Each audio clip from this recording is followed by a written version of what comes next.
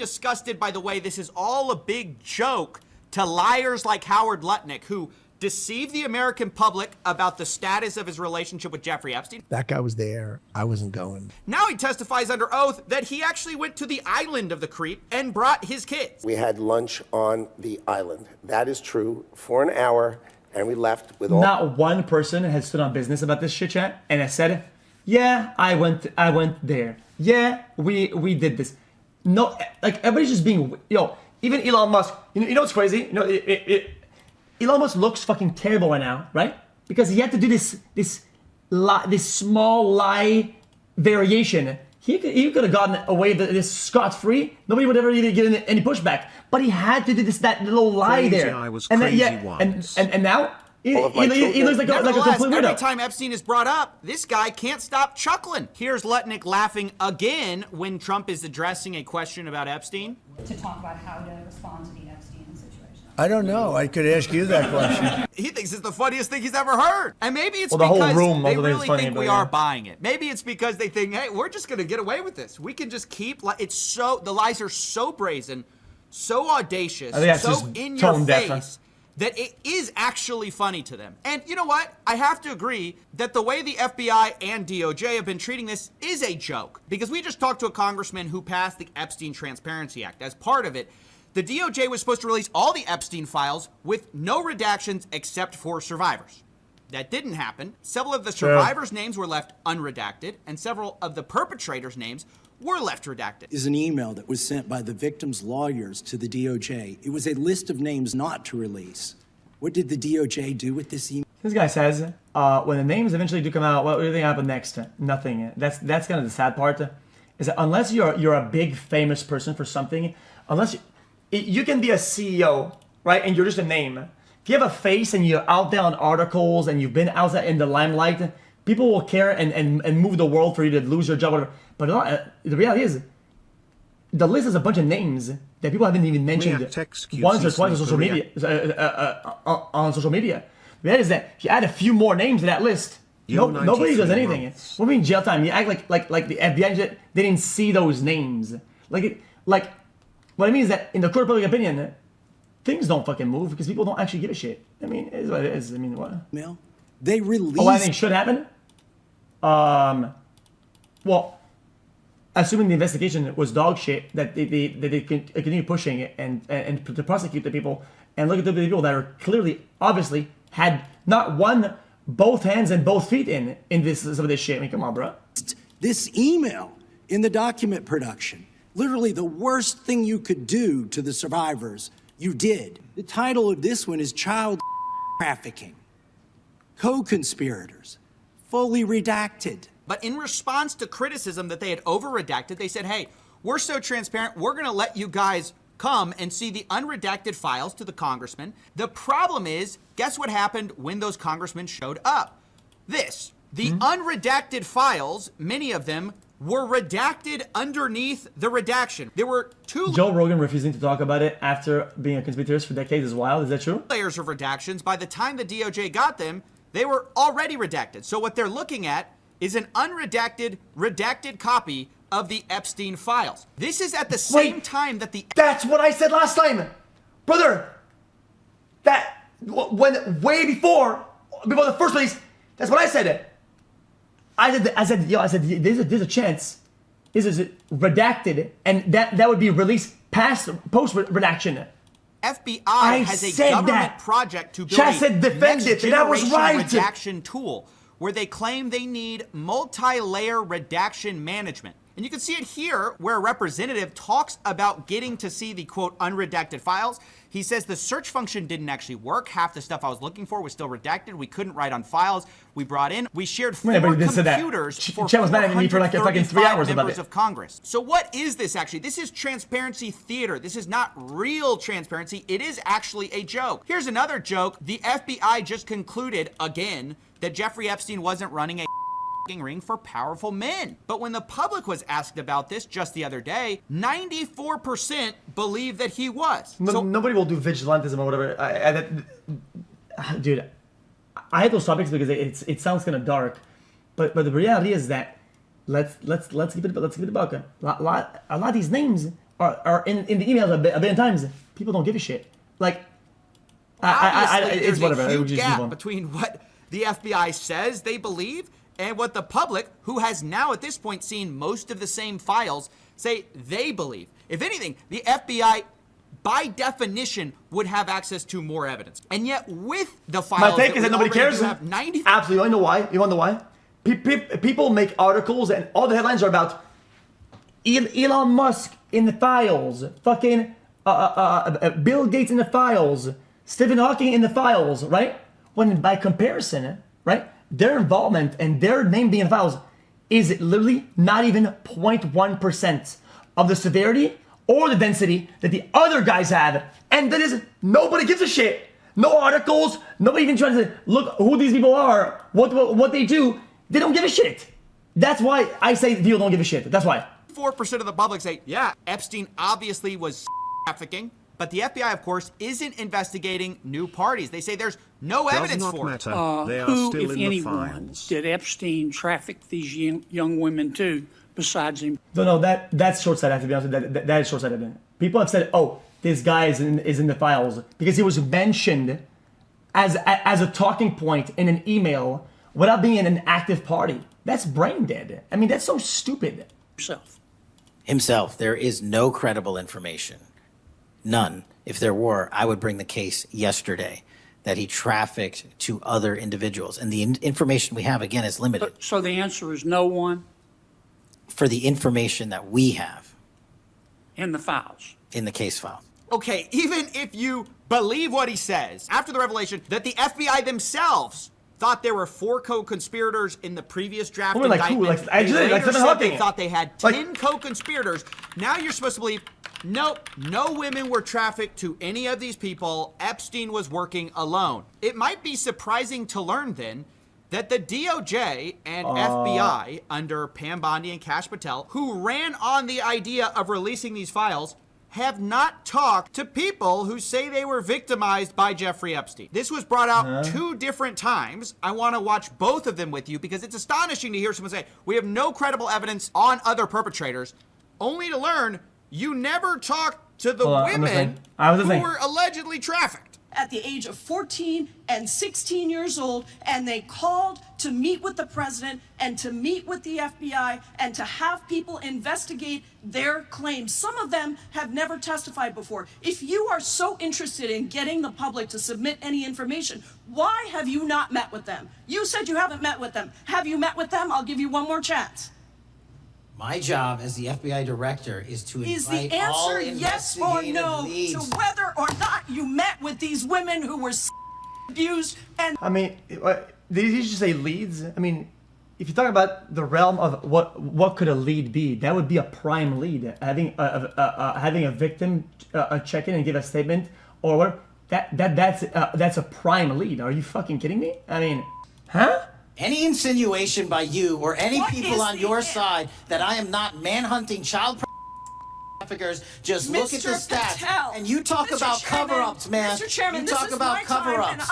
I'm going to stop it there. It just devolves. He refuses to answer the question of, did you actually meet with these women? Luckily for us, some of those same people later showed up at another hearing, this time in a hearing with Pam Bondi. Survivors in the room. If you are willing, please stand. Jesus. And if you are willing, please raise your hands if you have still not been able to meet with this Department of Justice. Wait, actually? Please know for the record that every single survivor... I don't get it. I mean, hello? Yo, that's egregious. I mean, how is this not like on every news station, like has raised their hand. Yeah, it's honestly shocking to see. There's these people who are claiming to be victims of Epstein. The DOJ and FBI have consistently said, look, we want to take all available evidence. We just need the evidence. And we have continuously and publicly asked for the public to come forward with more information. If there is, we'll look at it. And then it's like, well, they want the public to come out with information about some boogeyman, of course, but they won't get any of the people that are literally in that room with literally the best information that they could ever get? I don't understand. Did you What's interview happening these people here? who say they have evidence? Well, no, actually, we didn't. This comes up again. Now, would the survivors and victims who are here please stand up one more time? Just by show of hands, how many of you or your loved ones actually have met with the Department of Justice and provided testimony and estimate and evidence? None. So why don't they ask him right there, or I guess maybe it's another spot. Why don't I ask him right there? Why xQc is aren't you meeting with them and will you meet with them? No. And of those of you No, not them. Yeah, them. Met, which is everyone, how many of you have reached out either individually or through a lawyer or representative to offer to provide testimony and evidence? All of them. Oh my gosh. I mean, what can you even say to that? This is a DOJ. This is an FBI that claims to be interested in getting to the bottom of the Epstein files, except when actually asked, they cover up, they redact, and they don't ask for victim testimony or evidence. I mean, how can you possibly say you've reached a conclusion as to an investigation when you literally haven't talked to the people who would be a victim of said investigation? Furthermore, how can Kash Patel say under oath, without perjuring himself, that there was no credible evidence that Epstein trafficked to anyone else, when internal emails to 710 Director's Call, it says approximately 4 to 5 victims accused other adult men of abusing them. There was not enough evidence to federally charge these individuals, so the cases were Accused other adult the kids were referred to local law enforcement. referred to local law enforcement. Again, there's a huge difference between there's no credible evidence. There is no credible information. Even if it was the slightest clue, though, wouldn't you want, if you're the FBI, to have all of them check in and at least drop anything they have? Everything. Could be even fucking receipts of whatever the fuck. There's some stuff in there that could be incredibly valuable to any. Like, one smallest piece could be insane.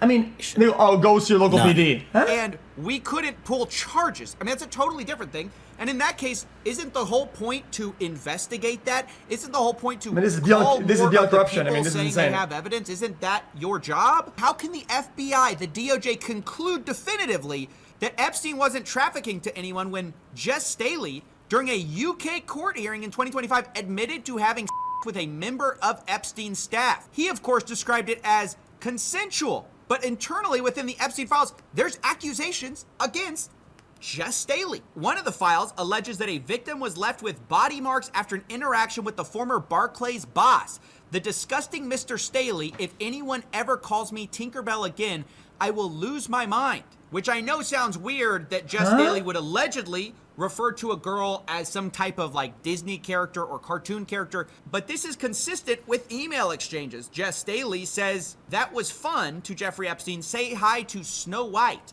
What character would you like next?" Epstein later asks, to which Staley replied, "Beauty and the Beast." Epstein responded, "Well, one side is available." Now again, I'm not saying these emails would be enough to charge Jess Staley, but to investigate? Almost certainly. It's definitely unconscionable to say there's zero evidence of Epstein trafficking to anyone. There is no credible information. None. How can that possibly be true when some of your files say 4 or 5 victims accused other men? So it's just totally insane to me the way we are all treating this, where the people in power whose job it is to hold these people... Honestly, I genuinely don't want, like... I'm not receptive to, if the government starts to complain that the people are distrustful of them, whatever, when they say shit, bro, how can you trust anything at this point? I mean, like I said, they've lost my trust by a long shot. I mean, accountable. They want to laugh about it. They want to joke. They want you to smile about the whole thing. This actually came to a head when one reporter asked they burned about all the their survivors. fucking good faith and now for the country to maybe get onto something else. But what would you say to people who feel like they haven't gotten justice, Mr. President? Something that people care about. Gotten You are justice. the worst reporter. You know, she's a young woman. I don't think I've ever seen you smile. I've known you for 10 years. I don't think I've ever seen a smile on your face. Well, I'm asking you about survivors of Jeffrey Epstein, Mr. Mr. President. President. Because you know you're not telling the truth. It's honestly baffling. I mean, how are we supposed to act during the Epstein? how could you be telling the truth when you're asking a question? Epstein files, when we hear about these horrific stories, are we all supposed to be like Howard Lutnick, just guffawing, laughing not it telling up? anything. How are we supposed to treat this travesty of justice? And again, I want to restate for the millionth time, this is not political, no matter how much the DOJ and FBI try to argue that it is. The person we're about to watch questioning Pam Bondi is a Republican. But anytime you say anything negative about the Epstein file handling, which was run on by this administration, they either bounce to, well, you must hate Trump, or the Democrats didn't do it last time, so we shouldn't be expected to do anything either. And you're about to see more of that. Within 40 minutes, Wexner's name was added back. Within 40 minutes of me catching you red-handed. There was one redaction out Where of he's over listed as a 4,700, co-conspirator. and we invited you in. This guy has Trump Gentlemen. derangement syndrome. Literally, we caught you guys redacting a co-conspirator's name. I mean, there's a lot more than that they redacted, but it's like, for them to say, oh, what? It was just one name. We put it up when you said so. When you caught us on our 4 computers we allowed you to use with redactions on top of redactions. And Pam Bondi's performance here was so bad that at one point she's being asked about, like, are you bringing any more indictments? Are you investigating anyone? And she jumps back to some pretty bizarre talking points. How many of Epstein's co-conspirators have you indicted?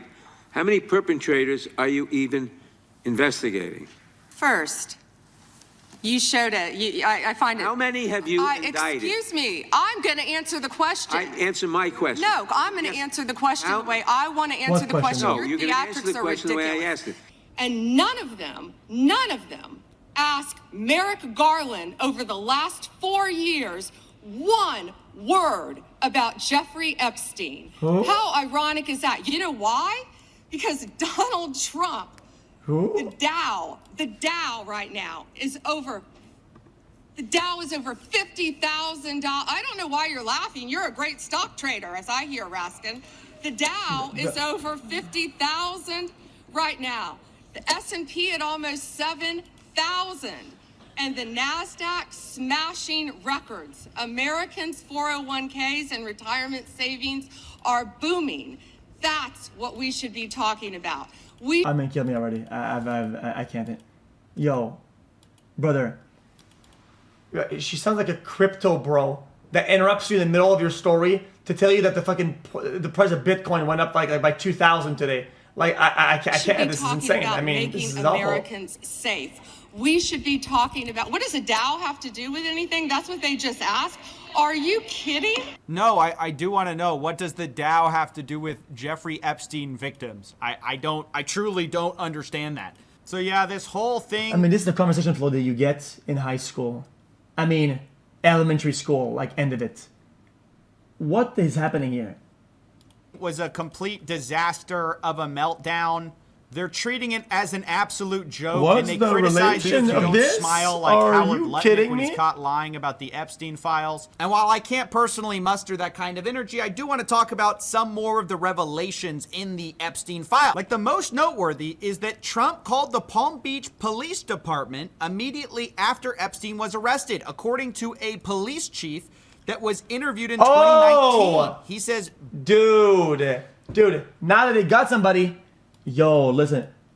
Easy, I knew this the whole time, man. Dude, I've been telling you guys he's a bad guy. I mean, I've been telling you guys, but dude. Back like, when he arrested Epstein the first time, come on, bro. Trump called him I don't and get said, it. thank goodness you're stopping him. Everyone has known he's been doing this. Saying about Maxwell, she's evil, and to focus on her, according to the police chief, Trump was one of the first people to call. Julie K. Brown said that when Trump called the chief, it was after the Epstein story became public when Epstein was arrested. This actually goes a long way to explain Speaker Mike Johnson's previous comments that Trump blew the whistle to the FBI to stop Epstein. He was an FBI informant to try to take this stuff down. It's obvious that he probably just misunderstood that it was an FBI interview of a police chief, and that at the time it was the Palm Beach Police Department handling that case. And I think that even for the people who say, okay, that's just because they had a falling out over real estate or anything like that, I think it undoubtedly is a good look for Donald Trump and clearly something they're going to hang hang on to as more of these files get released. We also have something that kind of goes the other way. Remember the Wall Street Journal birthday book story, which Trump said is absolutely false and he's suing over? We have a B-Day book update sent in 2002 when the book was supposedly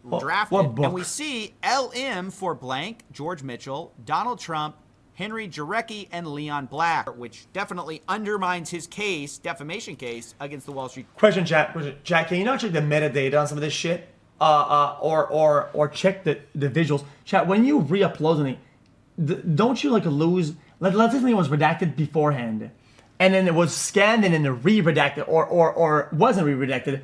Wouldn't there be a difference in the black bar between the first redaction and then the second one?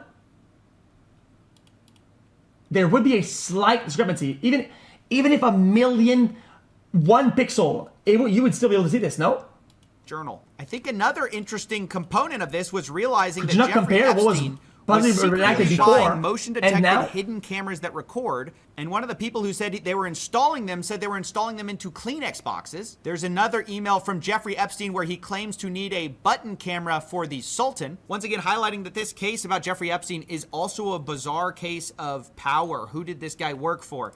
He talks about going to an SCIF, which might be an acronym for a sensitive compartmented information facility. Later he says that Ehud Barak is with me. You would have loved my tech meeting in the SCIF. This is an intelligence term, which is usually something you need the ability to receive classified information for, although it's not clear because later Epstein says that his house is similar to an SCIF. So the connection to the government is not exactly bulletproof. I don't want to give the false impression that it was, but it does raise a bunch of questions. Like Bradley Edwards, one of the victim's lawyers, actually speaks about this in his book. He said that this bodyguard had been sent by Epstein to Virginia to CIA headquarters. Nervously telling me the story, the bodyguard said, "I don't know why I was there, but he told me they would take care of me. I attended a class for a week. At the beginning of the class, everyone had to introduce themselves. There were 45 people. 44 were in the CIA or some other government unit with top secret clearance. I was the only private citizen." So clearly there's some indication, some testimony to the fact that Epstein may have had access to either classified briefings or he had some pool with the CIA. Now, we might know about this because there was actually a FOIA to the CIA about Jeffrey Epstein.